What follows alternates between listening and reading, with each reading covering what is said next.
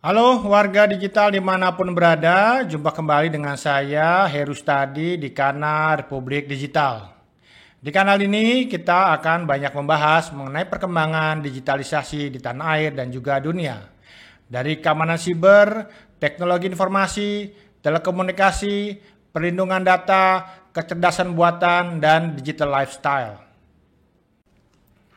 Warga digital, tak terasa Undang-Undang Pelindungan Data Pribadi akan berlaku efektif pada 17 Oktober 2024 ini. Hal itu setelah Undang-Undang Pelindungan Data Pribadi Nomor 27 2022 ditandatangani oleh Presiden Joko Widodo pada 17 Oktober 2022. Undang-undang ini akan berlaku efektif maksimal 2 tahun setelah undang-undang tersebut diundangkan. Artinya, 17 Oktober 2024 ini, Undang-Undang PDP akan mulai berlaku. Nah, ketika undang-undang ini akan berlaku, apa saja yang harus kita persiapkan? Nah, di episode kali ini kita akan membahas langkah apa yang harus kita persiapkan untuk menyambut efektifnya atau berlakunya Undang-Undang PDP ini. Kami sudah merangkumnya, ada 10 langkah yang harus kita siapkan agar kita bisa comply terhadap aturan PDP. Tidak hanya comply, tapi juga memberikan perlindungan dan penghormatan terhadap hak asasi manusia, terutama bagaimana kita melindungi data masyarakat.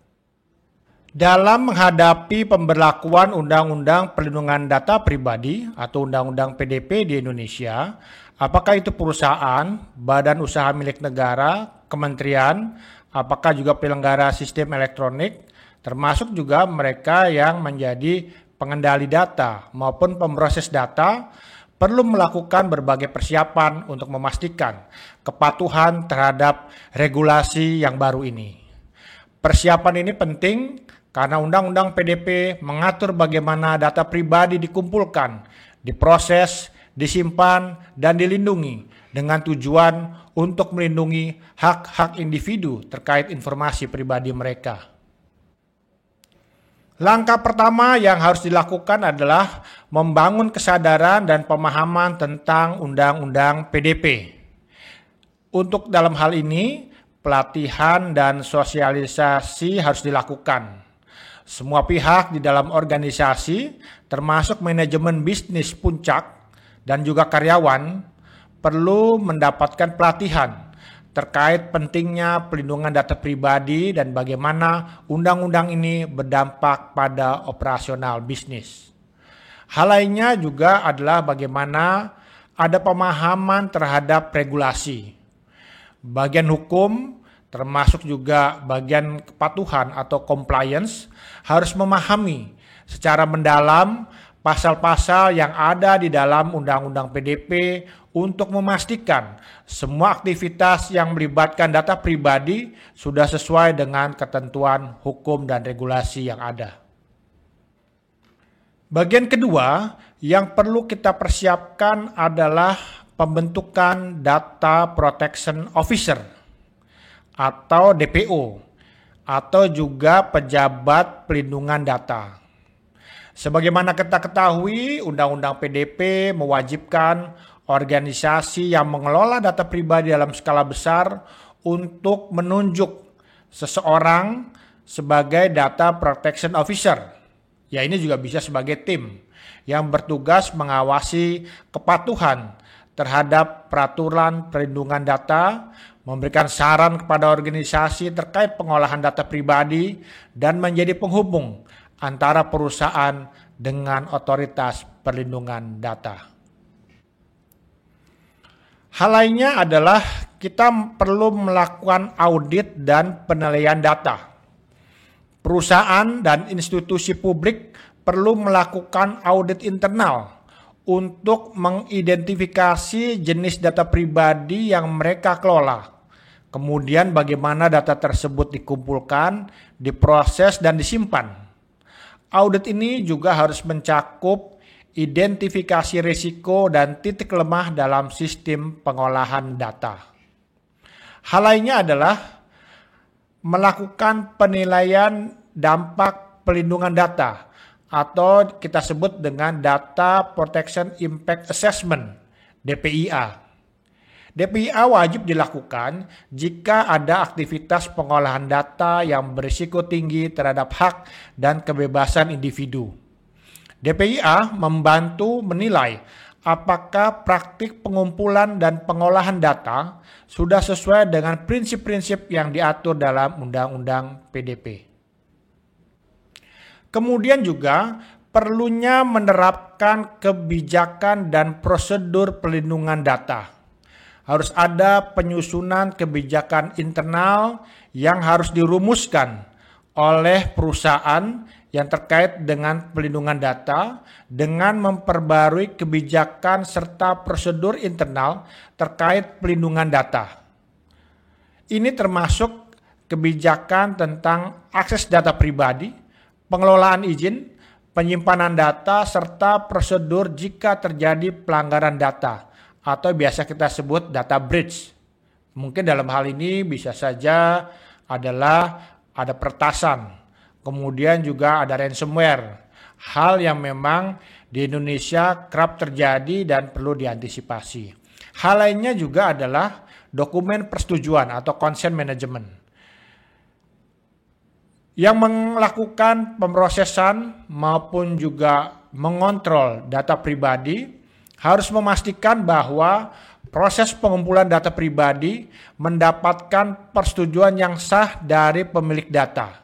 Nah, persetujuan inilah yang memang amat sangat penting ketika kita untuk pertama mendapatkan data-data secara legal. Tanpa persetujuan yang sah dari pemilik data, maka data yang didapat, diproses dan dihasilkan akan bersifat ilegal. Ini tentu dengan memberikan penjelasan yang jelas tentang apa yang menjadi tujuan dari penggunaan data serta hak mereka untuk menarik persetujuan tersebut kapan saja. Ada yang mengatakan bahwa masalah pelindungan data dan keamanan data merupakan dua hal yang berbeda. Tapi sesungguhnya ketika kita bicara tentang perlindungan data, tentu harus juga kita bicara bagaimana peningkatan keamanan data. Di sini perusahaan dan organisasi harus memastikan bahwa mereka menggunakan teknologi yang tepat untuk melindungi data pribadi masyarakat dari akses yang tidak sah, manipulasi maupun kebocoran. Ini juga termasuk misalnya penggunaan enkripsi, firewall, sistem autentifikasi ganda maupun pencatatan aktivitas data. Memang pelindungan data pribadi dan juga keamanan data pribadi merupakan hal yang seolah berbeda karena kalau kita lihat di Undang-Undang ITE, pelindungan data pribadi dan juga keamanan data itu merupakan hal yang dibedakan oleh pasal. Tapi sesungguhnya ini bagaikan dua sisi mata uang. Kemudian juga perusahaan atau organisasi perlu menerapkan sistem yang dapat secara otomatis mendeteksi dan melaporkan insiden pelanggaran keamanan data. Kita pernah pengalaman yang sangat buruk ketika Pusat Data Nasional terkena ransomware. Pelaporan terjadinya ransomware dilaporkan setelah beberapa hari kejadian tersebut terjadi. Nah, inilah yang harus dilakukan perbaikan. Tentu saja organisasi harus juga memiliki rencana respon terkait insiden yang terjadi secara cepat tentunya untuk meminimalkan dampak dari pelanggaran data pribadi. Di bagian ke-6, harus ada juga pemenuhan hak subjek data. Undang-Undang PDP menjelaskan apa yang terkait dengan hak subjek data. Di sini kita perlu juga memastikan bahwa organisasi harus mempersiapkan sistem untuk memenuhi hak subjek data, seperti hak untuk mengakses data, mengkoreksi data yang salah, atau meminta penghapusan data. Sistem ini harus mudah diakses dan jelas prosesnya. Kemudian juga, Undang-Undang PDP mengatur hak subjek data untuk memindahkan data pribadi mereka ke penyedia layanan lain. Perusahaan, organisasi harus memastikan bahwa mereka dapat memfasilitasi permintaan tersebut dengan teknologi yang memadai. Langkah ketujuh adalah perlunya pengelolaan kontrak dengan pihak ketiga. Jika organisasi perusahaan menggunakan penyedia layanan pihak ketiga untuk memproses atau menyimpan data pribadi, mereka harus memastikan bahwa pihak ketiga tersebut juga mematuhi ketentuan yang ada dalam Undang-Undang PDP. Kontrak dengan pihak ketiga harus diperbarui dengan klausul-klausul atau ketentuan yang mengatur kewajiban mereka dalam pelindungan data pribadi. Selain itu juga perlu dilakukan evaluasi terhadap kemampuan pihak ketiga dalam mengelola data pribadi dan sistem keamanan mereka sebelum melakukan perjanjian kerjasama. Langkah berikutnya adalah terkait dengan pemberitahuan pelanggaran data. Organisasi perusahaan harus memiliki prosedur untuk melaporkan pelanggaran data kepada otoritas yang berwenang dan kepada subjek data dalam waktu yang ditentukan berdasarkan undang-undang. Proses ini harus jelas dan dirancang untuk mengurangi risiko lebih lanjut. Selama ini banyak insiden cyber, apakah itu pertasan, ransomware, tidak disampaikan kepada masyarakat, kepada subjek data maupun otoritas yang berwenang. Tentu dengan dimulai berlakunya secara efektif Undang-Undang PDP, hal tersebut harus sudah ditinggalkan dan diganti dengan prosedur baru adanya kewajiban mereka untuk melaporkan kepada otoritas yang berwenang, yang dalam hal ini nanti adalah Lembaga Perlindungan Data Pribadi dan juga subjek data, tentang adanya pelanggaran data yang terjadi. Dengan diberlakukannya Undang-Undang Perlindungan Data Pribadi, maka organisasi yang melakukan pemrosesan terhadap data pribadi yang memiliki kendali atas data pribadi harus mengidentifikasi data sensitif. Data yang dianggap sensitif itu seperti data kesehatan, agama, atau biometrik yang memerlukan perlindungan tambahan. Organisasi, perusahaan harus mengidentifikasi dan memberikan perlakuan khusus kepada jenis data ini sesuai dengan ketentuan yang lebih ketat dalam Undang-Undang PDP. Mengadopsi kebijakan yang ketat terkait pengolahan data sensitif dan memastikan juga data ini hanya dapat diakses oleh personil yang berwenang. Di bagian lain, last but not least adalah kepatuhan terhadap peraturan global.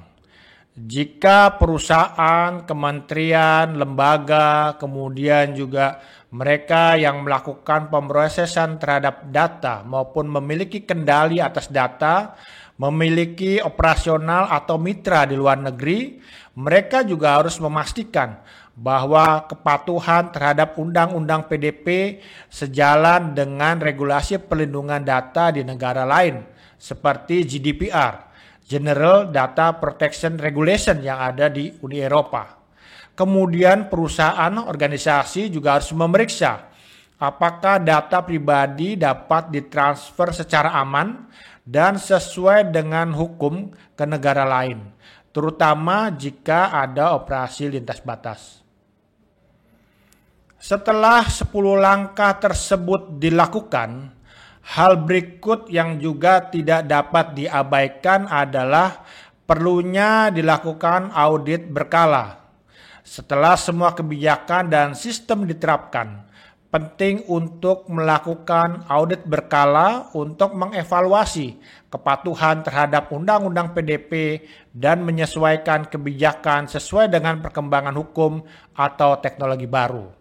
Kemudian juga tak ketinggalan adalah perlunya mengadakan pelatihan rutin untuk karyawan dan pemangku kepentingan terkait dengan pembaruan atau perubahan dalam aturan perlindungan data pribadi. Organisasi, perusahaan, kementerian, lembaga, badan usaha milik negara harus mengambil langkah-langkah proaktif untuk mempersiapkan diri menghadapi pemberlakuan Undang-Undang Perlindungan Data Pribadi pada Oktober 2024 ini.